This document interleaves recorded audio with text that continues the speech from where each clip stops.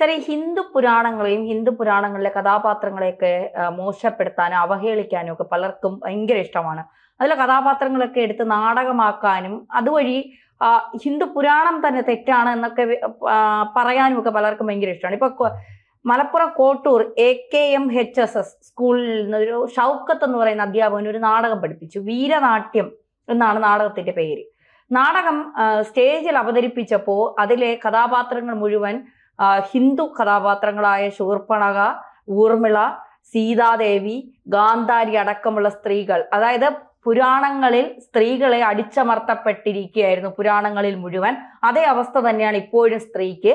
സ്ത്രീകളാരും പറയുന്നത് ഹിന്ദു സ്ത്രീകളെ മാത്രം ലക്ഷ്യം വെച്ചുകൊണ്ടാണ്. ഹിന്ദു സ്ത്രീകളൊക്കെ ഇപ്പോഴും അടിച്ചമർത്തപ്പെട്ടവരാണ്. അവരൊന്നും ഇതുവരെ മുന്നോട്ട് വരാൻ അവർക്ക് കഴിയുന്നില്ല. ആണുങ്ങളുടെയൊക്കെ കീഴിലാണ് അവരിപ്പോഴും എന്നൊക്കെ പറഞ്ഞുകൊണ്ട് വല്ലാത്ത രീതിയിൽ അപമാനിക്കുന്ന തരത്തിലാണ് ഈ പറയുന്നവരിപ്പോഴും ചാക്കിനകത്തുനിന്ന് സ്ത്രീകളെ പുറത്തു വിട്ടിട്ടില്ലാത്തവരാണ് എന്നുള്ളത് ആലോചിക്കുമ്പോഴാണ് വല്ലാത്തൊരു വിരോധാഭാസവും വിചിത്രവും ഒക്കെ ഇതിൽ തോന്നുന്നത്.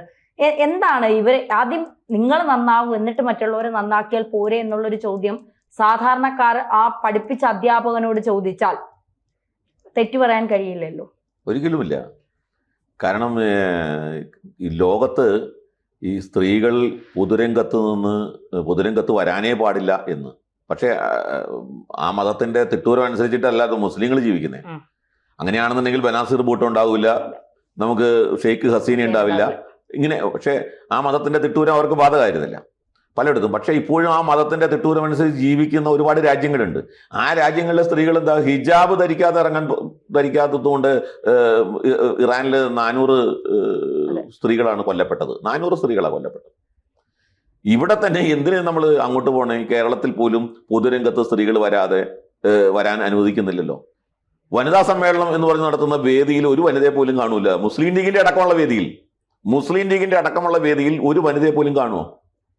അവരുടെ മതനേതാക്കന്മാർ മുഴുവൻ പറഞ്ഞുകൊണ്ടിരിക്കുന്നത് എന്താ? സ്ത്രീകൾ പൊതുരംഗത്ത് വരാൻ പാടില്ല, അവർക്ക് ബുദ്ധിയില്ല, അവർ പ്രസവയന്ത്രങ്ങളായിട്ട് നിൽക്കേണ്ട ആൾക്കാരാണ് എന്ന് പറയുന്നവരാണ് സ്ത്രീയുടെ സ്വാതന്ത്ര്യത്തെക്കുറിച്ച് ഒക്കെ നാടകം രചിച്ച് നമ്മളെ പഠിപ്പിക്കാൻ വരുന്നത്. ആരെ? ഹിന്ദുക്കളെ. ഏത് ഹിന്ദുക്കളെ?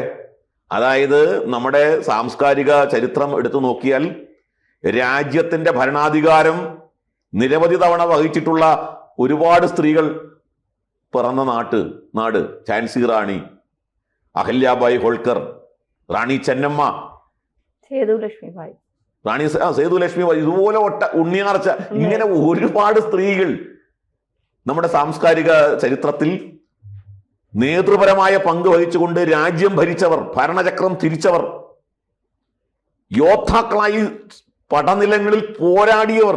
അങ്ങനെ ഒരു ചരിത്രമുണ്ടോ ഇവർക്ക് ആർക്കെങ്കിലും? അങ്ങനെ ഒരു ചരിത്രമുണ്ടോ ഇവർക്ക്? അവരെയാണ്. ഇനി മാത്രമല്ല, ആധ്യാത്മിക മേഖലയിലോ സ്ത്രീകൾ രചിച്ച മന്ത്രങ്ങളുണ്ട്. മന്ത്രം ഋഷികൾ, അതായത് മന്ത്രദ്രഷ്ടാക്കളായ സ്ത്രീകൾ. ഇങ്ങനെയൊക്കെയുള്ള ചരിത്രം ഭാരതത്തിന്റെ ഇതിഹാസങ്ങളിൽ കാണാം, പുരാണങ്ങളിൽ കാണാം. അങ്ങനെയുള്ള ആ സ്ത്രീകളുടെ ചരിത്രം എടുത്തിട്ടാണ് സ്ത്രീകൾക്ക് സ്വാതന്ത്ര്യം നിഷേധിച്ചു. ഊർമിളയുടെ ചരിത്രം രാമായണത്തിൽ എവിടെയും പറയുന്നില്ല. ലക്ഷ്മണൻ വിവാഹം കഴിച്ചതിന് ശേഷം ഊർമിളയെ നമുക്ക് കാണാൻ പറ്റുന്നില്ല. ഇവര് പറയുകയാണ് ഊർമിള എന്തോ വിരഹ ദുഃഖം അനുഭവിച്ചു എന്ന്. ഊർമിളയെ കുറിച്ച് ഒരു അക്ഷരം ഉണ്ടെന്നില്ല രാമായണത്തിൽ.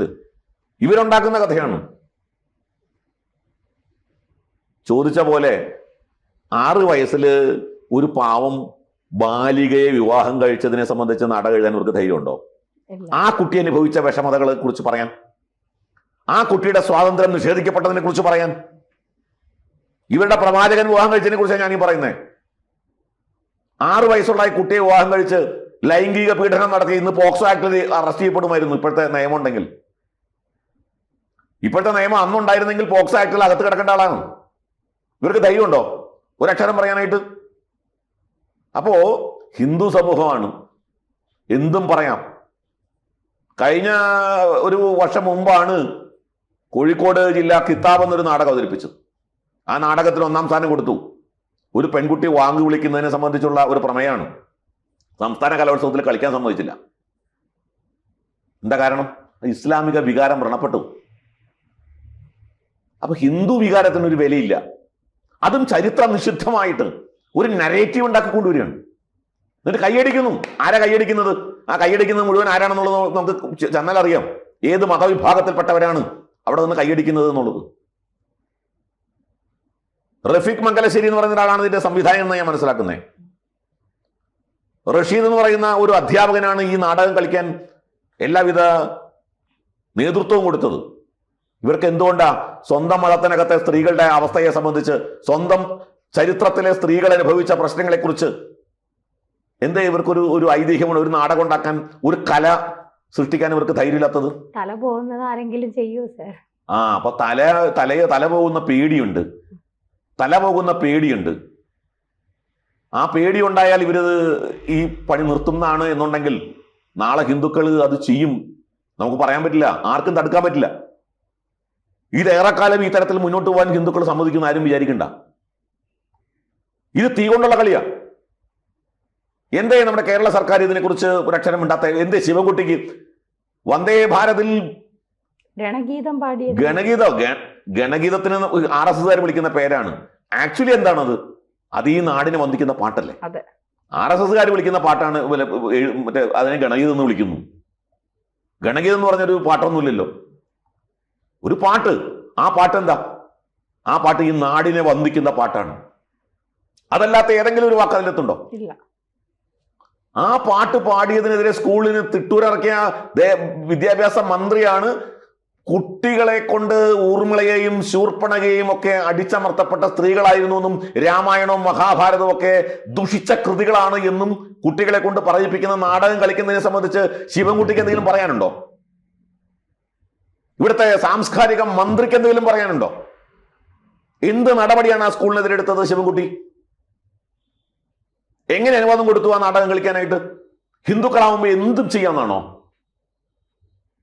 അവരെ അപമാനിക്കാം, അവരെ അവഹേളിക്കാം, അവരെ ചവിട്ടി അരയ്ക്കാം. നിങ്ങൾ ആരാണ് ചോദിക്കാൻ എന്നുള്ള മട്ടിലാണോ? ഇവിടെ ഗുരുപൂജ നടത്തിയാൽ കുറ്റം. എന്താണ് കുട്ടികൾ ചെയ്ത ഗുരുപൂജയിൽ? സ്വന്തം ഗുരുവിനെ വന്ദിക്കുന്നത് കുറ്റം. ഭാരതാംബയുടെ ചിത്രം വച്ചാൽ, സ്വന്തം നാടിനെ അമ്മയായി കണ്ടുകൊണ്ട് ഭാരതാംബയുടെ ചിത്രം വച്ചാൽ കുറ്റം. മറിച്ച് ഇവിടെ അപ്പുറത്ത് ഈ പറയുന്ന സാംസ്കാരിക മാനബിന്ദുക്കളെ അസഭ്യം പറയുന്നു. കുട്ടികളെ കൊണ്ട് തെറി പറയിപ്പിച്ചില്ലേ, അസഭ്യം പറയിപ്പിച്ചില്ലേ ഈ നാടകത്തിൽ? അത് കുറ്റമല്ല. ശിവൻകുട്ടി എന്താ നോട്ടീസ് അയച്ചോ സ്കൂളിന്? ഇതെല്ലാം കാണണ്ടേ ജനങ്ങൾ? ഇതിന് മറുപടി കൊടുക്കണ്ടേ? പൊതുസമൂഹം ഇത് കാണട്ടെ. എത്ര വൃത്തികെട്ട രീതിയിൽ, എത്ര മോശമായ രീതിയിലാണ് ഈ തരത്തിലുള്ള സംഭവങ്ങൾ നമ്മുടെ സമൂഹത്തിൽ അരങ്ങേറുന്നത് എന്ന്. സ്വാഗതാർഹമായ ഒരു കാര്യം, ആ വിഷയത്തിൽ സ്കൂൾ അവരുടെ തെറ്റ് തിരുത്താൻ തയ്യാറായി എന്നുള്ളതാണ്. ഇതൊരു കളിക്കാൻ പാടില്ലാത്ത നാടകമായിരുന്നു എന്നും ഞങ്ങൾക്ക് തെറ്റുപറ്റി എന്നും അവർ സമ്മതിച്ചു. ഈ നാടകം ഇനി സംസ്ഥാന കലോത്സവത്തിൽ അവതരിപ്പിക്കില്ല എന്ന് അവർ തീരുമാനിച്ച സ്കൂൾ അധികൃതർ മാത്രമല്ല, മാനേജ്മെന്റ്, PTA കമ്മിറ്റി എല്ലാവരും ചേർന്നിട്ടാണ്. ഹിന്ദു ഐക്യവേദിയുടെ നേതൃത്വത്തിലുള്ള പ്രവർത്തകരോട് അവർ മാപ്പ് പറഞ്ഞു. പൊതുസമൂഹത്തോട് മാപ്പ് പറഞ്ഞ ഒരു വിശദീകരണം കുറിപ്പിറക്കി. സ്വാഗതാർഹമായൊരു നടപടിയാണ്. നമുക്ക് സംഘർഷം ഉണ്ടാക്കണമെന്ന് താല്പര്യമൊന്നുമില്ല. അതിന്റെ പേരിൽ വിവാദമുണ്ടാക്കി നാട് മുഴുവൻ കത്തിക്കണം എന്നും നമുക്ക് താല്പര്യമില്ല. പക്ഷേ ഇത് നബിയുമായി ബന്ധപ്പെട്ട, ഖുറാനുമായി ബന്ധപ്പെട്ട ഒരു വിഷയത്തിലായിരുന്നുവെങ്കിൽ നമ്മൾ എന്തൊക്കെ കാണുമായിരുന്നു? ഒരു നൂപുർ ശർമ്മ നടത്തിയ പ്രസ്താവനയുടെ പേരിലാണ് കനയിലാൽ എന്ന് പറയുന്ന കഴുത്തറത്ത് കൊല്ലപ്പെട്ടത് നമ്മുടെ നാട്ടിൽ, അല്ലേ? നൂപുർ ശർമ്മയുടെ ഒരു നൂപുർ ശർമ്മ പ്രസ്താവന നടത്തിയത് വെറുതെ ആയിരുന്നില്ല. ഒരു മൗലവിയ ദേ ചർച്ചയിൽ നിന്നുകൊണ്ട് ശിവന്റെ പ്രതിഷ്ഠയെ സംബന്ധിച്ച് മോശമായി ചിത്രീകരിച്ചപ്പോൾ അതിന് മറുപടിയായിട്ട് പറഞ്ഞതാണ്. നൂപുർ ശർമ്മ പറഞ്ഞ കാര്യം ഹദീസിലുള്ളതാണ്, ഖുറാനിലുള്ളതാണ്. നൂപുർ ശർമ്മ അവരുടെ കയ്യിൽ നിന്ന് എടുത്ത് പറഞ്ഞതല്ല, ഖുറാനിൽ പറഞ്ഞ കാര്യം അവരെടുത്ത് പറഞ്ഞതാ. അതിന്റെ പേരിൽ ഒരു പാവപ്പെട്ട ഹിന്ദുവിനെ കഴുത്തറത്ത് കൊന്ന നാടാണ്. അപ്പൊ ഹിന്ദുക്കളെ എന്തും പറയാം എന്നുള്ള ഒരു ധാർഷ്ട്യം ഈ തീവ്രവാദികൾക്ക് ഇപ്പൊ ഉണ്ടായിരിക്കുന്നു. ഈ റഷീദ് അയാളുടെ ബാക്ക്ഗ്രൗണ്ട് പരിശോധിക്കണം. ഈ അധ്യാപകന്റെ അയാൾ ആരാണ്? അയാളുടെ ബന്ധം എന്താണ്? ഒരു ഇടത് ജിഹാദി കൂട്ടുകെട്ടാണ് ഈ ഭീകരവാദികൾക്ക് പിന്നിലുള്ളത് എന്നുള്ള കാര്യത്തിൽ സംശയമില്ല.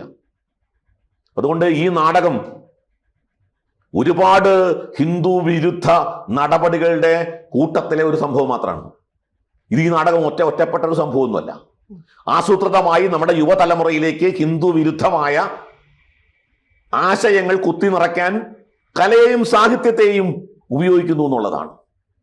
കലയും സാഹിത്യവും ഉപയോഗിച്ചുകൊണ്ട് ഈ കുട്ടികളുടെ മനസ്സിലേക്ക് നമ്മുടെ സാഹിത്യത്തെ, നമ്മുടെ പൈതൃകത്തെക്കുറിച്ച്, സംസ്കാരത്തെക്കുറിച്ച്, ഈ നാടിനെക്കുറിച്ച് തെറ്റിദ്ധാരണ ഉണ്ടാക്കുന്ന തരത്തിൽ അവർ വേടനയൊക്കെയാണ് വലിയ മഹാന്മാര്. വേടനും പറയുന്ന തെറിയാണ്. എന്താണെന്നറിയില്ല. ഈ അസഭ്യം പറയുന്നവരാണ് ഇടതുപക്ഷ പ്രസ്ഥാനങ്ങളുടെ മുഴുവൻ കൂട്ടുകാര്. അസഭ്യം പറയുന്നവര്, തെറി പറയുന്നവര്, തെറി കാണിക്കുന്നവര്, തെറി പറയുന്നവരും തെറി കാണിക്കുന്നവരും അസഭ്യം പറയുന്നവരും എന്താ പറയാ ജിഹാദികളും കള്ളന്മാരും കൊള്ളക്കാരും അമ്പലക്കള്ളന്മാരും ചേർന്ന ഒരു സംവിധാനമായിട്ട് ഇടതുപക്ഷം മാറിയാണ് ഇപ്പോൾ. ഇതാണ് കേരളത്തിലെ ഇപ്പോഴത്തെ സാമൂഹ്യ സാഹചര്യം. ഏതായാലും ആ വിഷയത്തിൽ ഒരു സമാധാനപരമായ ഒത്തുതീർപ്പുണ്ടായി എന്നുള്ളത് സ്വാഗതാർഹമാണ് എന്ന് മാത്രമാണ് ഈ അവസരത്തിൽ നമുക്ക് ഒരു ആശ്വാസകരമായ കാര്യം. വളരെ നന്ദി സർ.